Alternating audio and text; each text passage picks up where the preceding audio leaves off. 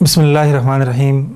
नाज़रीन किराम, गुज़श्ता सालों की तरह इस साल भी हम देखेंगे कि यहाँ पर भी वैलेंटाइन डे मगरबी तकलीद में बड़े अच्छे अंदाज से मनाया जाएगा और बहुत सारी काविशें की जाएंगी। खुसूसन मीडिया जो है वो टिकर और पट्टियाँ चलाएगा जिसमें ये कहा जाएगा कि अपने महबूब को SMS कीजिए, उसका नाम लाइए। हमारे बहुत सारे मुसलमान भाई जो हैं वो तासुर रखते हैं और ये एक दलील सामने रखते हुए कि कोई हर्ज नहीं है, माशरे में होने वाली चीज़ों को फ़रोग़ देना चाहिए, ये सेहतमंद तफरीह है। वो भी इससे जो है वो बजाय ये कि इसको रोकने के इसका शिकार होंगे और सद्दबाब करने के बजाय इसके फैलाव को पसंदीदा निगाह से देखेंगे। इस मुख्तसर सी गुफ्तगू में मैं ये अर्ज़ करूँगा कि ये कोई ऐसी चीज़ है नहीं है त्यौहार इस काबिल कि इसकी तारीख़ और पस मंज़र को सुनने के बाद एक मुसलमान इस हैसियत में आए कि वो फिर भी कहे कि नहीं, मैं ज़रूर ऐसा करूँगा। और ये मोहब्बतों का दिन है। मुख्तलिफ़ अक़वाल जो है वो मुअर्रिख़ीन के यहाँ मनक़ूल हैं। इस हवाले से 4 रिवायतें तो ख़ास तौर पे हैं।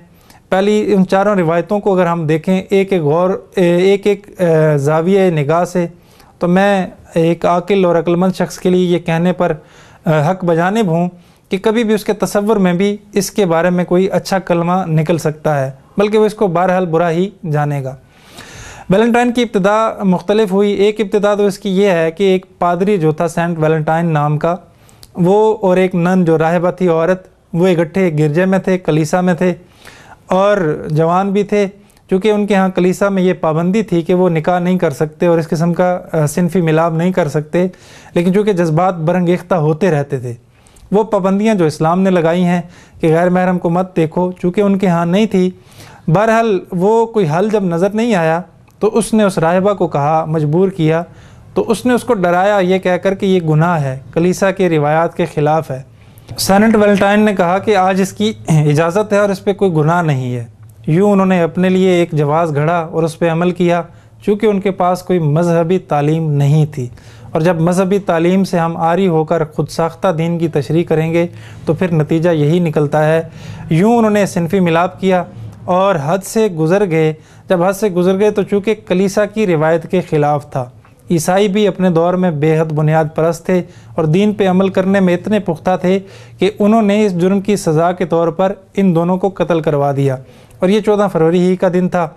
और फिर उसकी तारीख़ चूँकि बदलती रही, हम तारीख़ से नाबलद रहे और ये मोहब्बतों का दिन इस शाखसाने की सूरत में हमें नमूदार हुआ। या यूँ कहिए कि पादरी का जो कारनामा था वो इतना लाजवाल ईसाइयत की दुनिया में गिना गया कि उसको फिर इस मोहब्बतों के दिन के नाम से ताबीर किया गया। दूसरा कौल ये था कि एक शख्स जो था वो सेंट वैलेंटाइन नामी शख्स था, उसने दीन नहीं बदला तो उसके जुर्म में वो कैद हो गया। जब कैद हुआ तो जेल में जेलर की बेटी से उसको मोहब्बत हो गई। मोहब्बत आगे बढ़ी और तमाम हदूद क्रॉस कर गई। उस जुर्म की सूरत में उसको कत्ल कर दिया गया। जब वो कत्ल होने लगा या फांसी घाट ले जाया जाने लगा तो उसने अपनी महबूबा यानी जेलर की बेटी के नाम रुका लिखा और नीचे लिखा कि तुम्हारा वैलेंटाइन।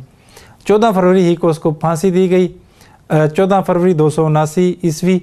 अब जब फांसी हो गई, फांसी होने के बाद ये जुर्म इतना लाजवाल हो गया, उसका ये कारनामा इतना बड़ा बुलंद था कि उसको तारीख़ ने हमेशा याद रखा और मोहब्बतों के दिन के नाम से ताबीर किया गया। तीसरा एक कौल ये है कि देवी देवता थे रूमियों के यहाँ और उनके यहाँ तसव्वुर ये था कि वो किसी बर्तन में मुख्तलिफ़ कुरंदाजी के तौर पर पर्चियाँ डालते, जिस लड़की का नाम निकलता वो उसकी महबूबा बनती, वो सामने होती।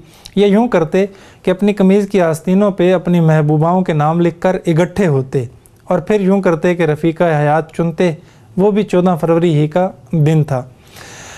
और इस दिन को फिर इस अंदाज से आगे बतौर त्यौहार जो है वो तरवीज मिलती चली गई और रिवाज पाता चला गया, यहाँ तक कि आज की दुनिया में सरकारी और गैर सरकारी तौर पे बाज़ मुल्कों के अंदर ये दिन मनाया जाता है। बड़े एहतमाम से फूल और चॉकलेट्स और मुख्तलिफ़ किस्म के जो हैं वो लवाज़िमात तहाइफ़ के तबादले किए जाते हैं। तो गुजारिश ये है, अर्ज़ और मकसूद गुफ्तगू का ये है कि ये तीनों जो कौल हैं इसके तनाजुर में मैं एक जुमले में अगर इसको ताबीर करूं तो मुझे नज़र आएगा कि इन तीनों कौलों के अंदर कोई ऐसा बड़ा कारनामा नहीं है कि जो काबिल तकलीद और लायक इत्तिबा हो। تینوں قول جو ہیں، تینوں جو روایتیں ہیں، تینوں جو معمولات ہیں وہ بے حیائی اور فحاشی پر مبنی ہیں۔ جیل کے اندر والا عمل، پادری کا عمل، یہ سارے عمل جتنے بھی بے حیائی اور فحاشی پر ہیں۔ اسلام جو ہے وہ تو عفت و عصمت اور حیا کا جو ہے وہ دین ہے۔ نبی علیہ السلام کا فرمان ہے، جب حیا تم نے چھوڑ دیا پھر تم جو چاہے کرو، یعنی بے حیا آدمی کے لیے کوئی پابندی نہیں ہے۔ اسلام نے تو حیا کا جو ہے وہ رواج اسلام نے ہی دیا۔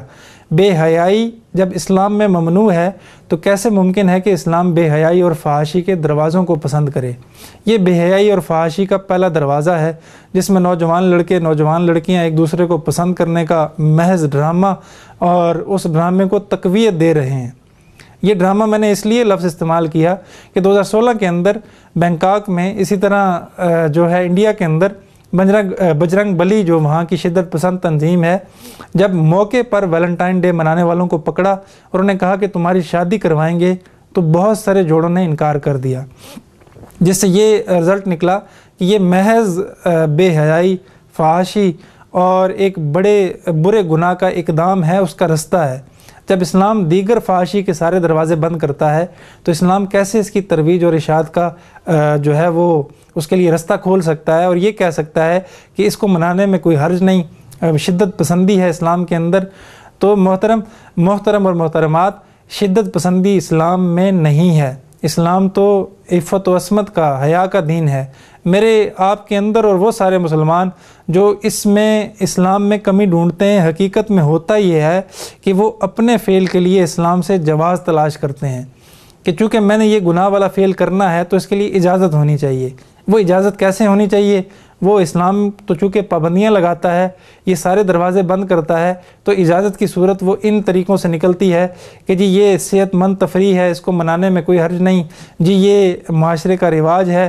تو میں عرض کر چکا کہ صحت مند تفریح ہے اور معاشرے کا رواج ہے، یہ دونوں باتیں اپنی جگہ ٹھیک، لیکن یہ دین نہیں ہے، اور دین ہمیں ان چیزوں سے روکتا ہے۔ معاشرے کے رواج روز بروز بدلتے ہیں، ایک دن ایک رواج، دوسرے دن دوسرا رواج فیشن کی طرح بدلنا شروع ہو گئے تو ہم اسلام کو رواجوں میں ہی ڈھونڈتے رہ جائیں گے۔ تو گزارش یہ ہے کہ نبی علیہ السلام کا وہ فرمان، من تشبہ بقوم فہو منہم، جو دوسری قوم کی شباہت اختیار کرے گا وہ انہی میں سے ہوگا۔